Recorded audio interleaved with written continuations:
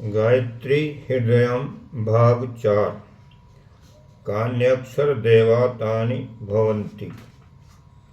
गायत्री के 24 अक्षरों के देवता कौन कौन हैं?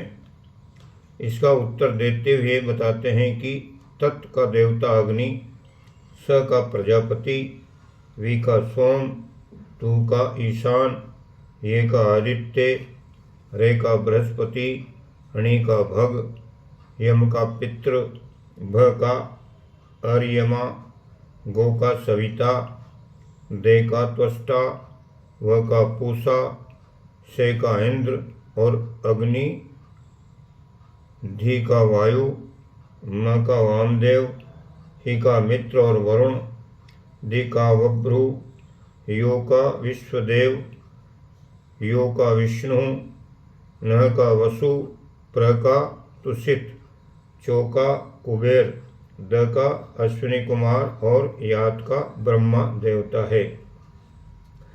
ये देवता प्रत्येक अक्षर की शक्तियाँ हैं। इन शक्तियों का गायत्री के 24 अक्षर प्रतिनिधित्व करते हैं। इस महामंत्र के साथ उन शक्तियों का साधना में आविर्भाव होता है। गायत्री को यदि एक मनुष्य आकृति देवी माना जाए तो उसके अंग प्रत्यंगों में विविध देव शक्तियों की स्थापना माननी होगी।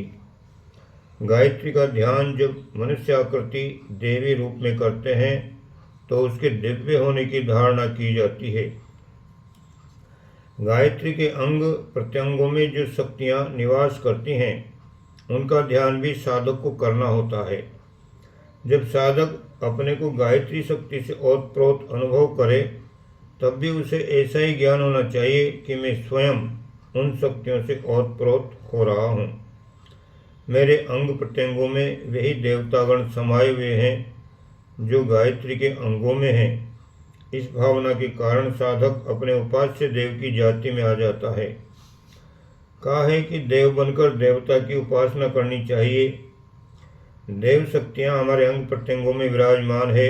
ये भावना आत्मश्रेष्ठता का संचार करती है और आत्म स्थिति को देव उपासना के योग्य बनाती है। अब गायत्री के अंगों में देव शक्तियों की स्थापना का वर्णन देखिए।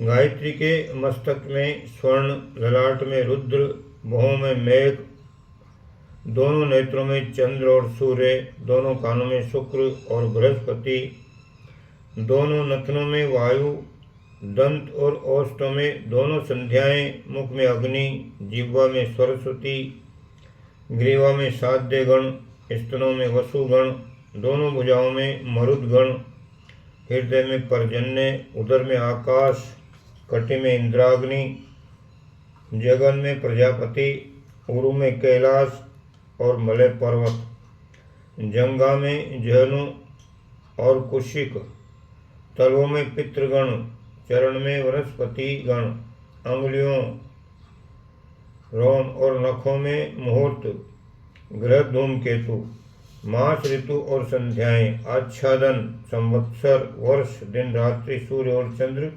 गायत्री के निमेष हैं।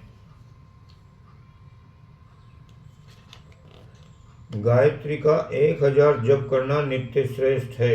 इतना न हो सके तो मध्यम रूप से 100 जप भी किए जा सकते हैं।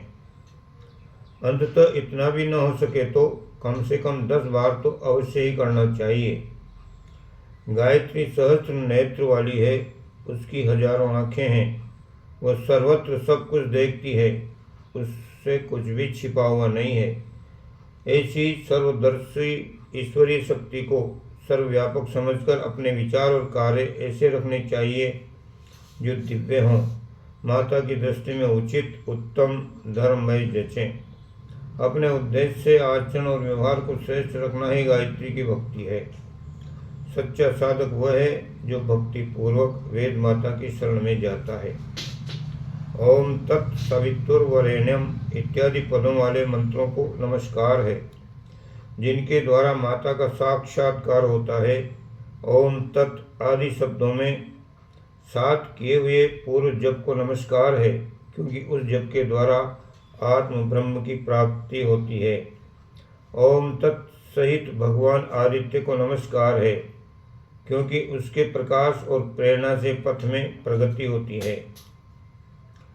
सायंकाल में गायत्री का पाठ करने से दिन में किए हुए पाप नष्ट हो जाते हैं। प्रातः पाठ करने से रात्रि में किए हुए पाप नष्ट हो जाते हैं। स्वयं प्रातः दोनों पाठ करने से पापी भी निष्काम हो जाते हैं।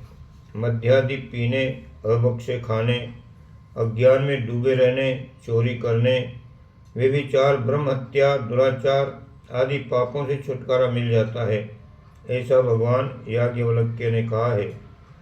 पाठ के द्वारा निष्पाप हो जाने का रहस्य यह है कि श्रद्धा और विश्वास पूर्वक इन महान ब्रह्म विद्या का विवेचन, चिंतन, मनन करने के कारण विवेक की जागृति होती है। मनुष्य को पाप की निरर्थकता और पुण्य की सार्थकता समझ में आ जाती है। फलस्वरूप वो कुमार्ग से विरत होकर सन्मार्ग पर चलना अपनी नीति बनाता है। अंतःकरण में दसे हुए ज्ञान अंधकार को बहिष्कृत करके ज्ञान का प्रकाश धारण करता है। पूर्वकृत पापों का प्रायश्चित करता है और भविष्य में उन्हें न करने की प्रतिज्ञा करता है। ऐसी स्थिति उत्पन्न हो जाने पर नए पाप हो जाना बंद हो जाता है। पुराने प्रारब्ध बने हुए पाप धीरे धीरे भुगतते जाते हैं। इस प्रकार वह थोड़े ही दिनों में निष्पाप बन जाता है। कुबुद्धि का परित्याग और सद्बुद्धि की धारणा ही पाप नाश का वास्तविक कारण है। परंतु वह कारण यदि इस ब्रह्म ज्ञान के पाठ, चिंतन, मनन से उत्पन्न हुआ है तो उसका श्रेय इस पाठ या मनन को ही दिया जाएगा। इसलिए पाठ द्वारा पाप निवृत्ति का वर्णन किया जाता है। गायत्री हृदय में जो विस्तृत तत्व ज्ञान भरा पड़ा है उसको बड़ी प्रकार हृदयंगम कर लेने से आत्मा में उतना ही प्रकाश हो जाता है, उतनी ही आत्मशुद्धि हो जाती है जितनी कि 60 लाख गायत्री जप करने से। इस गायत्री हृदय में वर्णित तत्व ज्ञान को आत्मसात कर लेने का पुण्य फल इतना अधिक है कि इसकी तुलना और किसी कार्य से नहीं की जा सकती। ओम शांति।